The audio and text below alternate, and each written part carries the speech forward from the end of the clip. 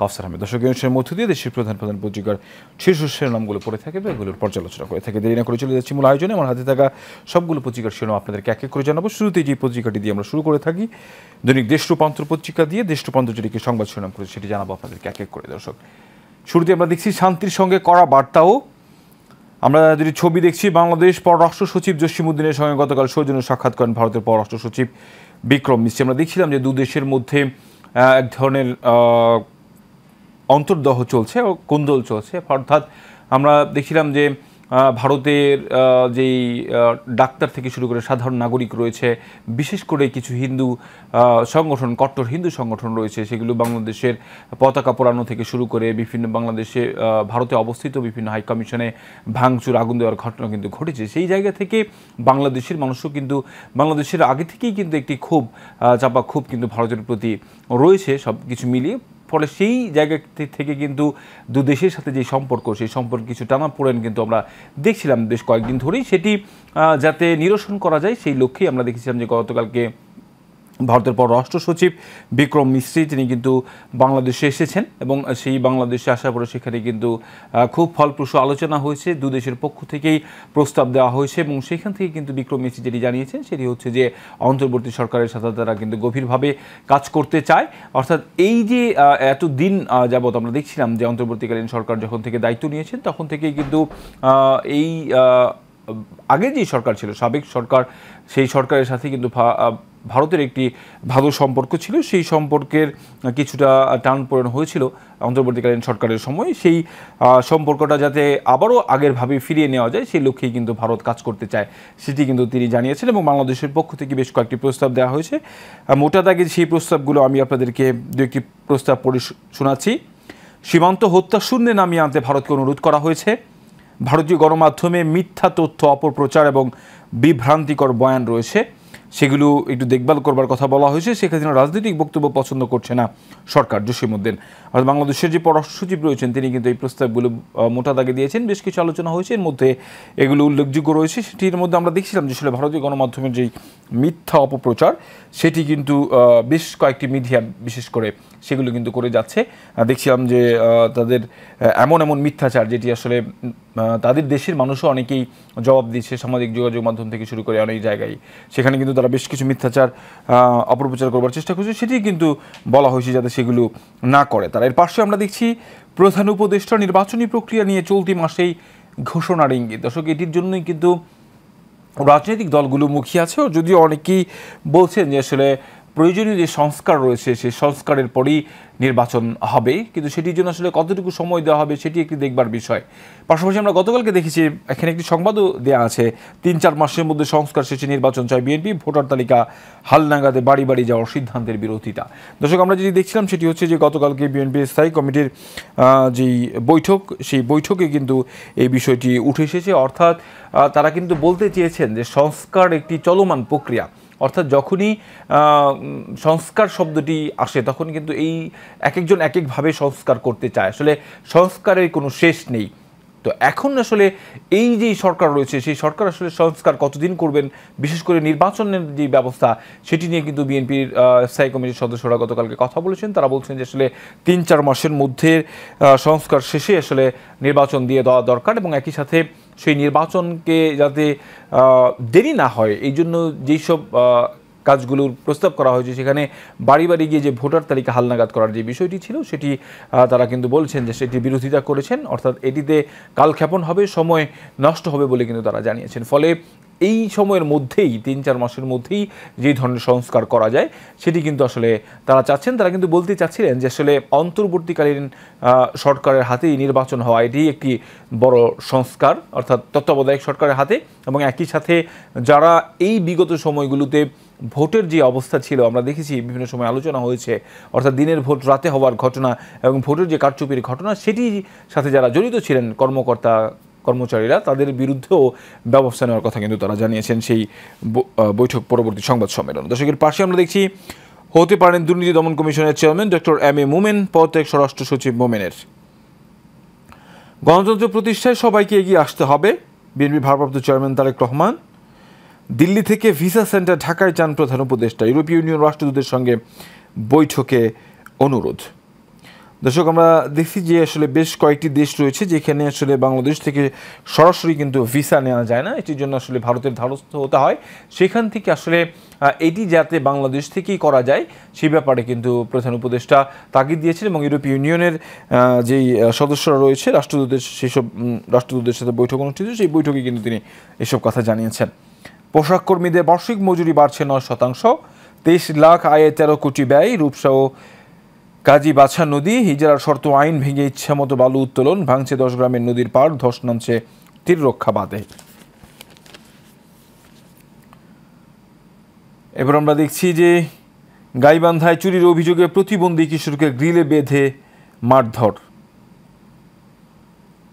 বিচার বিভাগ দুদক দাসে পরিণত হয়েছিল আসিফ নজরুল। 8 টাকার দাম বাড়তেই সয়াবিনের সয়লাভ বাজার, লাভের 16 আনায় ব্যবসায়ীদের। নাগরিক কমিটির মুখ্য সংগঠক হলেন সার্জিস। দামেস্কে 13 ঘন্টার কারফিউ জারি, 18 মাসের অন্তর্বর্তী শাসন চান বিরোধী নেতা আল বাহরার। নতুন সংবিধান প্রণয়নের আহ্বান। সিরিয়ায় অবাধ ও সুষ্ঠু নির্বাচনের জন্য একটি অন্তর্বর্তীকালীন সরকারের আহ্বান জানানো হয়েছে বিরোধী দলের পক্ষ থেকে। আমরা সেই সংবাদই দেখছিলাম। এরপর রয়েছে যুগান্তর পত্রিকার সংবাদ শিরোনাম জানাবো আপনাদেরকে। বাংলাদেশ ভারত পররাষ্ট্র সচিব পর্যায়ে বৈঠক, সম্পর্ক এগিয়ে নিতে একমত। বলছিলাম একটু আগেই আমরা শুরুতে, রাজধানী তেজগাঁও কার্যালয়ে সোমবার প্রধান উপদেষ্টা ডক্টর মোহাম্মদ ইউনূসের সঙ্গে head of delegation Michael Miller নেতৃত্বে ইন্টাররেক্টিভ অধিবেশন ইউরোপীয় ইউনিয়নের রাষ্ট্রদূতরা। প্রধান উপদেষ্টার সঙ্গে মিস্ত্রির বৈঠক, সম্পর্ক মেঘ এসেছে, এটি দূর করতে হবে। ইউরোপীয় ইউনিয়ন কূটনীতিকদের সঙ্গে বৈঠকে প্রধান উপদেষ্টা, দিল্লি থেকে ভিসা সেন্টার ঢাকায় স্থানান্তরের অনুরোধ। এরপর নিচের দিকে দেখছি অন্যায়ের বিরুদ্ধে প্রতিবাদ থেমে থাকা উচিত নয়, তারেক রহমান।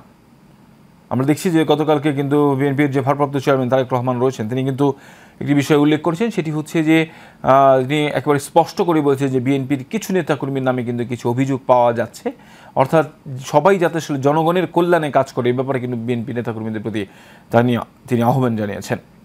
ব্যয়ের 13,552 কোটি টাকায় গচ্চার সংখ্যা, সমুদ্র বন্দরের বৈশিষ্ট্য হারাচ্ছে পায়রা। সংস্কার কমিশনকে সরকারি কর্মকর্তারা, নির্বাচনে অনিয়মের জন্য দায়ী পুলিশ। দুর্নীতি বিরোধী দিবসে আসিফ নজরুল, দুদক ও বিচার বিভাগ ছিল হাসিনার দাস। মিট দ্য প্রেসে ডিএমপি কমিশনার, রাজনৈতিক পরিচয়ে পুলিশের নিয়োগ 90,000। ঢাকা আখাউড়া লং মার্চ কাল, বিএনপিতে জোরালো হচ্ছে ভারত বিরোধী অবস্থান। ভারতে ধর্ষণের দায়ে আওয়ামী লীগের 4 নেতা গ্রেফতার।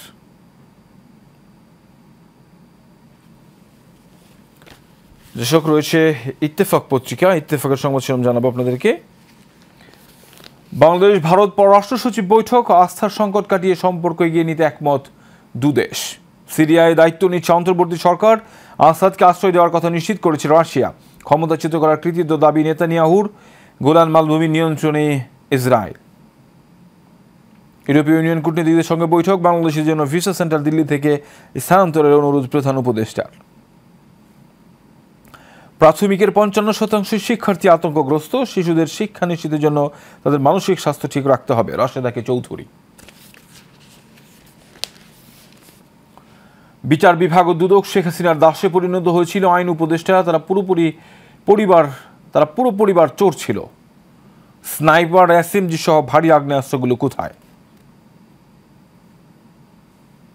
বঙ্গোপসাগরে তেল গ্যাস অনুসন্ধানে সাড়া মিলেনি, দরপত্রে আগ্রহ দেখায়নি কোনো বহুজাতিক কোম্পানি। এরপর জানাবো বাংলাদেশ প্রতিদিনের সংবাদ শিরোনাম। প্রতিদিন যেটিকে সংবাদ শিরোনাম করেছে, আমরা দেখছি হাসিনার কর্মকাণ্ডে বাংলাদেশের আপত্তি, ইতিবাচক সম্পর্ক চায় ভারত। সংখ্যালঘুদের নিয়ে উদ্বেগ, কূটনৈতিক মিশনে হামলায় দুঃখ প্রকাশ। ঢাকা দিল্লি মেঘ সরানোর চেষ্টা। আমরা দেখছি প্রধান উপদেষ্টা ডক্টর মোহাম্মদ ইউনূসের সঙ্গে গতকাল বৈঠকে ভারতের পররাষ্ট্র সচিব বিক্রম মিশ্রি। আসছে নির্বাচনী রোডম্যাপ, খসড়া প্রস্তুত, নির্বাচনী সংস্কার দেখার পর চূড়ান্ত ঘোষণা। সংবাদ সম্মেলনে বিএনপি, নির্বাচনে খুব বেশি সময় প্রয়োজন নেই। সিরিয়ায় দামেস্কে আসাদের বাসভবনে ঢুকে পড়েছে জনতার দখলে আসাদের বাড়ির লুটপাট উল্লাস। ভিসা সেন্টার দিল্লি থেকে ঢাকায় আনার আহ্বান, ঢাকা থেকে আগরতলা লং মার্চ ঘোষণা। পশ্চিমবঙ্গে মুখোমুখি মমতা শুভেন্দু। সামর্থ্য নেই 43% মানুষের অপরিহার্য স্বাস্থ্য সেবা। দর্শক, আমরা দেখছিলাম এটি আসলে প্রতিনিয়তই কিন্তু বাড়ছে, মানুষের যে স্বাস্থ্যসেবার যে অবস্থা সেটি কিন্তু আমরা দেখছি যে প্রতিনিয়ত মানুষ কিন্তু তাদের যেই অধিকার, মৌলিক অধিকার স্বাস্থ্যের সেটি কিন্তু থেকে বঞ্চিত হচ্ছে। প্রতিনিয়ত কিন্তু সেই স্বাস্থ্যের যে ব্যয় সেটি কিন্তু বেড়ে যাচ্ছে। তারেক রহমান, মানবাধিকার লঙ্ঘন ঐক্যবদ্ধভাবে রুখতে হবে। আজ মানবাধিকার দিবস, অনেকটাই নীরব ছিল মানবাধিকার কমিশন। আলিফ হত্যায় চন্দনের জবানবন্দি। পলক রিমান্ডে, নতুন মামলায় কামরুল মেনন গ্রেফতার। নির্যাতন সইতে না পেরে বলেছি just shoot me. Naya Diganta পত্রিকা, নয়া দিগন্ত যেটিকে সংবাদ শিরোনাম করছে সেটি জানাচ্ছি আপনাদেরকে। পাকিস্তান বাহিনীর আত্মসমর্পণের প্রস্তুতি। দর্শক, এদিনেই পাকিস্তানিরা আত্মসমর্পণের প্রস্তুতি নিচ্ছিল। এর পাশে আমরা একটি ছবি দেখছি। প্রধান উপদেষ্টা প্রফেসর ডক্টর মোহাম্মদ ইউনূস ইউরোপীয় ইউনিয়নের রাষ্ট্রদূতদের সাথে ফটো সেশনে অংশ নেন। ভিসা সেন্টার দিল্লি থেকে সরিয়ে ঢাকায় বা প্রতিবেশী অন্য দেশে স্থানান্তরের অনুরোধ। অর্থনৈতিক সুমারি শুরু আজ। দর্শকের নিচে আরেকটি উদ্বেগজনক খবর বাংলাদেশের জন্য, সেটি পড়ে শোনাচ্ছি আপনাদেরকে। মংডুতে বাংলাদেশ সীমান্তের শেষ বিজেপি ঘাঁটির পতন। আরাকান আর্মির সংঘাতে আবারও রোহিঙ্গা ঢলের আশঙ্কা। দর্শক, আমরা দেখছিলাম দেশটির জান্তা সরকারের সাথে বিদ্রোহী গোষ্ঠীদের যেই লড়াই সেটি কিন্তু আবার চরম পর্যায়ে পৌঁছেছে। অর্থাৎ বাংলাদেশের ভারতীয় যে বর্ডার রয়েছে, বাংলাদেশ সীমান্তের শেষ যে বিজেপি ঘাঁটি সেটিও কিন্তু বিদ্রোহীরা ধ্বংস করে দিয়েছে। ফলে সেখানেই কিন্তু চরম উত্তেজনা বিরাজ করছে। ফলে অনেকেই ধারণা করছেন যে আসলে সেখান থেকে আবারও যারা মুসলিম রয়েছেন তাদের উপর যে হামলা চালানো হচ্ছে তারা আবারও কি সেই বাংলাদেশে ঢুকে কিনা, প্রবেশ করে কিনা, সেটি নিয়ে কিন্তু একটি শঙ্কা তৈরি হয়েছে। আবার অনেকই জায়গায় এই সংবাদটিতে উল্লেখ করা হয়েছে, সেটি হচ্ছে যে ভারী গোলা বারুদ এবং অস্ত্র কিন্তু রোহিঙ্গা ক্যাম্পে ঢোকানোর চেষ্টা করা হচ্ছে। অর্থাৎ দেশে কি বিশৃঙ্খলা লাগানো আরেকটি অপচেষ্টা হয় কিনা সেটি কিন্তু এই সংবাদটিতে উল্লেখ করা হয়েছে। দর্শক, আমাদের পাশেই দেখছি ইসলামী ছাত্র শিবির আয়োজিত ফ্যাসিবাদ বিরোধী আলোকচিত্র প্রদর্শনীতে জামায়াত আমির ডক্টর শফিকুর রহমান। গোলান মালভূমির বাফার জোনে ইসরায়েলি সেনা মিশরের নিন্দা। ফিলিস্তিনের মানবাধিকার লঙ্ঘন বন্ধে কার্যকর পদক্ষেপ নিতে হবে। ডক্টর শফিক শিবিরের আলোকচিত্র প্রদর্শনীতে অংশগ্রহণ।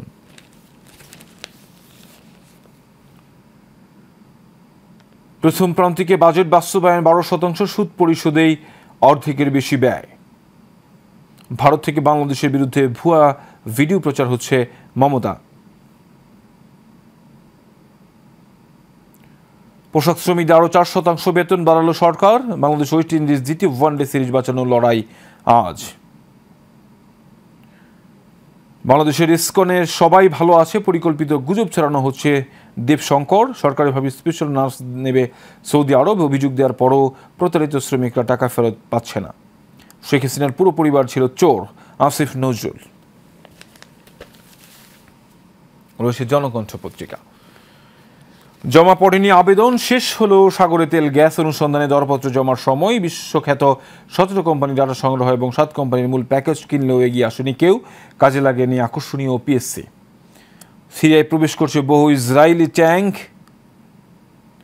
সিরিয়ায় যুক্তরাষ্ট্র ইসরায়েলের মুহুর্মুহু হামলা। গোলান মালভূমি ও হারমোন পর্বতের দখল নিল তেল আবিব।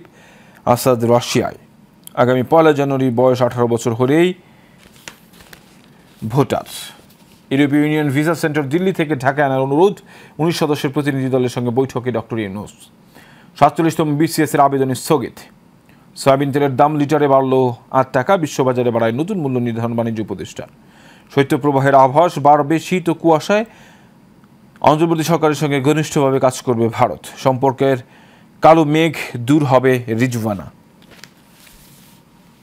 এরপর জানাবো প্রথম আলোর সংবাদ শিরোনাম। দর্শক, প্রথম আলো যেটিকে সংবাদ শিরোনাম করছি সেটি আপনাদেরকে জানাচ্ছি। প্রথম আলো যেটিকে সংবাদ শিরোনাম করছে আমরা দেখছি আস্থার ঘাটতি মেটাতে প্রথম ধাপ। অন্তর্বর্তী সরকারের প্রধান উপদেষ্টা ডক্টর মোহাম্মদ ইউনূসের সঙ্গে সৌজন্য সাক্ষাৎ করছেন ভারতের পররাষ্ট্র সচিব বিক্রম মিশ্রে।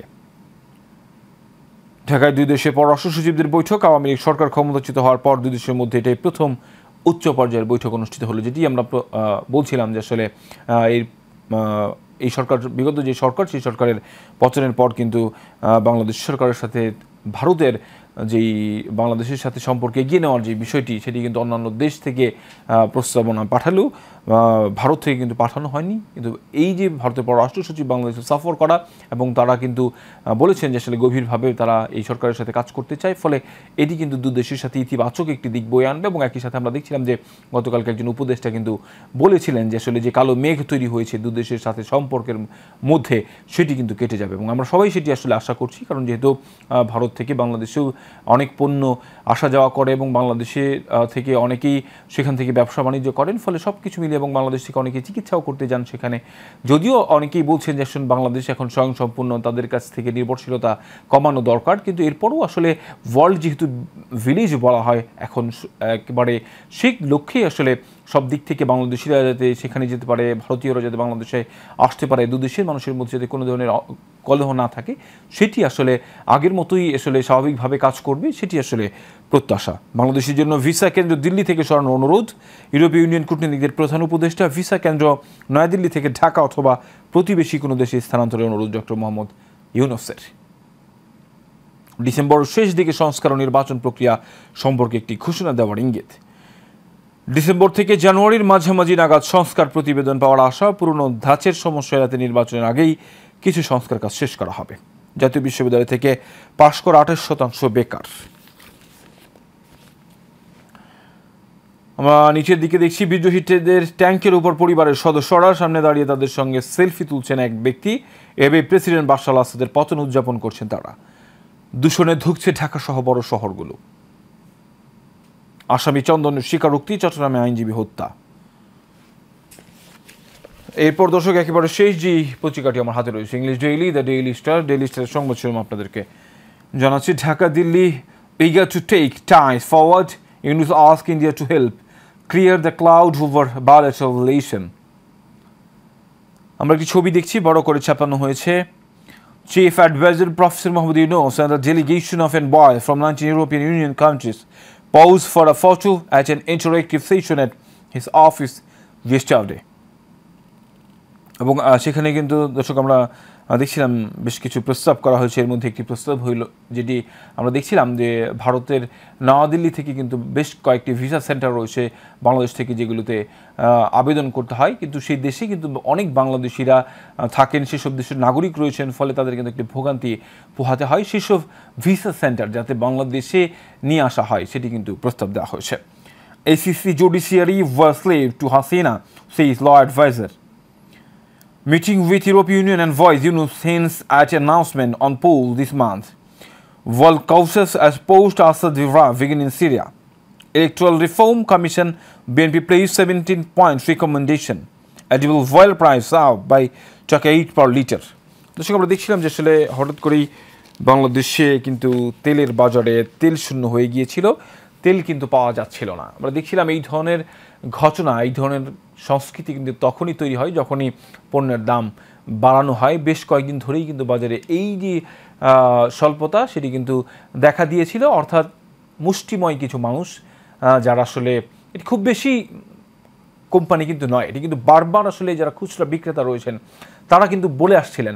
আমরা দেখছিলাম যে খুচরা বিক্রেতারা বেশ কিছু অভিযোগ কিন্তু করেন, যেটি আসলে সবভাবে ভালোভাবে আসলে সেগুলো তাদের কথাগুলো সবার কান পর্যন্ত পৌঁছান। এর মধ্যে একটি বিষয় সেটি হচ্ছে যারা ভ্রাম্যমাণ যারা অভিযানগুলো চালান বাজারগুলোতে, সেগুলো কিন্তু যারা আসলে তেল আটক করে রাখে, সিন্ডিকেট করে রাখে, তাদের সেখানে কিন্তু এইসব অভিযান চালানো হয় না। ফলে যারা এইসব সিন্ডিকেট করে দাম বাড়ান তারা কিন্তু ধরাছোঁয়ার বাইরেই থাকে। তারা শুধুমাত্র খুচরা বাজারগুলোতে অভিযান চালানো হয়, যেখানে মাত্র কয়েকটি বোতল ছাড়া আসলে কোনো কিছু পাওয়া যায় না। ফলে এই সিন্ডিকেটের হাতে ব্যবসায়ী, খুচরা ব্যবসায়ী থেকে শুরু করে সাধারণ মানুষ জিম্মি দশাই থাকে। সবার কিন্তু যেই বিষয়টি প্রত্যাশা ছিল, সংস্কারের যেই বিষয় ছিল, সব জায়গায় যেমন সংস্কার প্রয়োজন, তেমনি সবচেয়ে বেশি যেই জায়গাগুলোতে সংস্কার প্রয়োজন সেটি হলো এই যে বিগত বছরগুলোতে যে একটি অভ্যাসের মধ্য দিয়ে ব্যবসায়ীরা এসেছেন এবং যে সিন্ডিকেট করে দাম বাড়ানোর যেই পায়তারা, সেই পায়তারা নিশ্চয়ই যারা উপদেষ্টা রয়েছেন তারা নিশ্চয়ই এই বিষয়গুলোতে মনোযোগ দেবেন, কারণ সাধারণ মানুষের প্রত্যাশা কিন্তু এই উপদেষ্টাদের প্রতি অনেক। সেই প্রত্যাশার জায়গা থেকেই, সেই প্রত্যাশা রেখেই যাতে দাম সবার নাগালের মধ্যে আসে, সেই প্রত্যাশা রেখে আমরা শেষ করছি আমাদের আজকের নিয়মিত অনুষ্ঠান দৈনিক পত্রিকার খবরাখবর নিউজ টেলিভিশনের নিয়মিত আয়োজন নিউজ সংবাদ অনুষ্ঠান। আগামীকালকে দেখা হবে একই জায়গায়, একই অনুষ্ঠানে। ততক্ষণ পর্যন্ত ভালো থাকবেন, সুস্থ থাকবেন। ধন্যবাদ সবাইকে।